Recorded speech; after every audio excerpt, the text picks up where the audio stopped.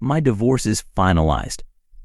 November 23rd, 2022, a date that precisely falls sooner or later than our 1-year anniversary, and one night before Thanksgiving, in the prime hours of early evening, my husband was under the influence of alcohol, irritated, and in one instance which haunts me to my core, that irritation became violence for the first time in our relationship. I sat our month-old son on the mattress to swaddle him, and my ex-husband gripped me by the neck to turn me and make me look at him. I fought his palms off of me, and he told me I was overreacting. I lay our son to mattress in his bassinet and locked myself inside the bathroom. I posted on Reddit, using a separate account at one point. I was frightened of him viewing it. I wasn't sure if he knew my account name. I asked what to do. In response to the numerous comments telling me to get out and get out now, he began banging at the door and screaming that he was going to end me. I opened the door because I could not leave my son and stepson in the sitting room present with him like that. Fortunately, my daughter was at my parents' that night about a mile away. He stepped in and punched me in the chest, mostly to hit the heart pendant on the necklace he had just given me for our anniversary. That left a mark. He pushed me into the closet, and I kept pleading him to let me out so he could let me cross. He asked me if he was worse than my exes, and I said, right now? Yeah, you're the fusing worst. In reflection, I shouldn't have escalated the situation, but he punched me square in the jaw. I fell onto the floor and smacked the organizer drawer below me. He finally went to bed and basically checked out right then. It became around 1 a.m.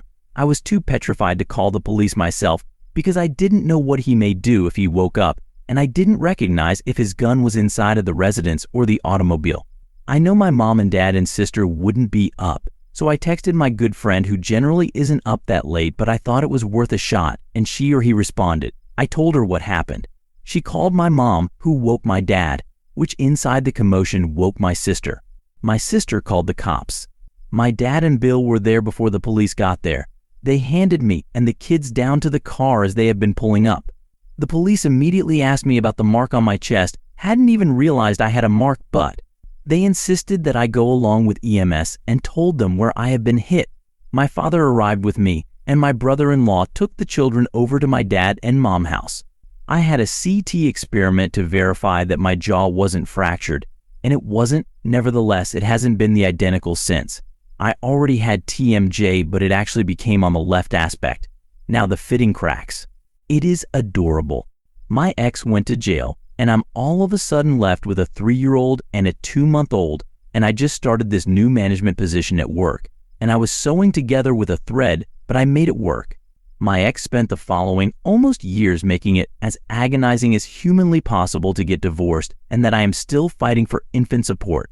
Since November 2022, he hasn't paid a single penny for his son, who just turned 2 on 9/10.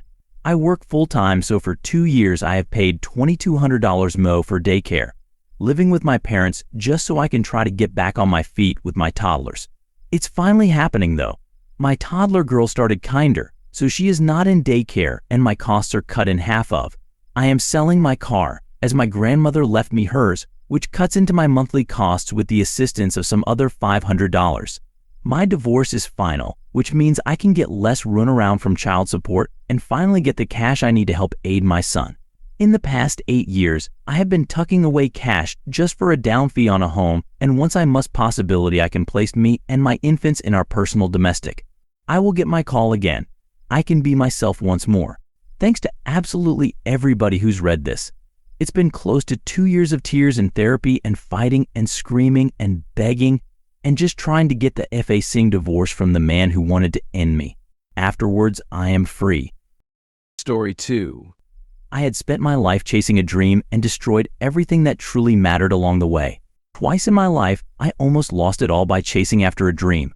I hurt the closest people around me, got caught up in a web of deceit, and destroyed what was important, simply because I was too blind to see reality as it was. I have been married twice. My first marriage ended because I was too immature and self-centered to understand the true meaning of commitment.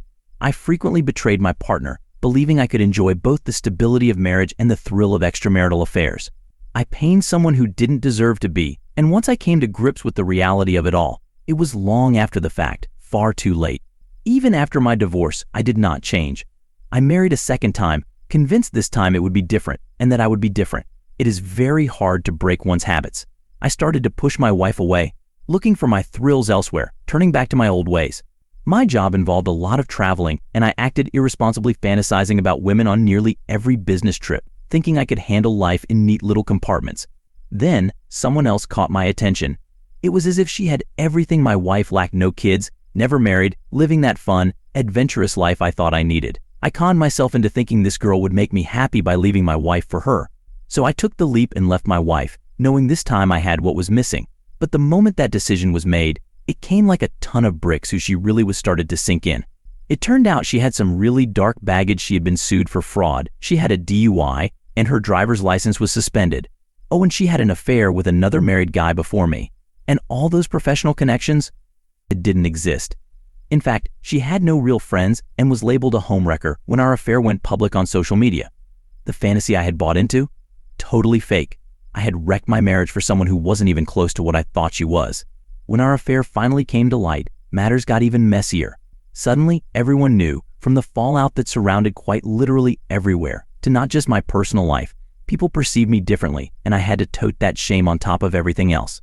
Despite everything, my wife and I were never really divorced. We had children together, and every time I came to see the kids, we'd reconnect, even sometimes in a physical way. Complicated and in pain, yet deep inside, I don't think either of us had ever really moved on. Finally, I confessed. I told her everything, that I wanted to make amends and do things right this time. But I knew I didn't deserve for her to forgive me, yet she gave me another shot on her terms, of course. We began going to counseling together.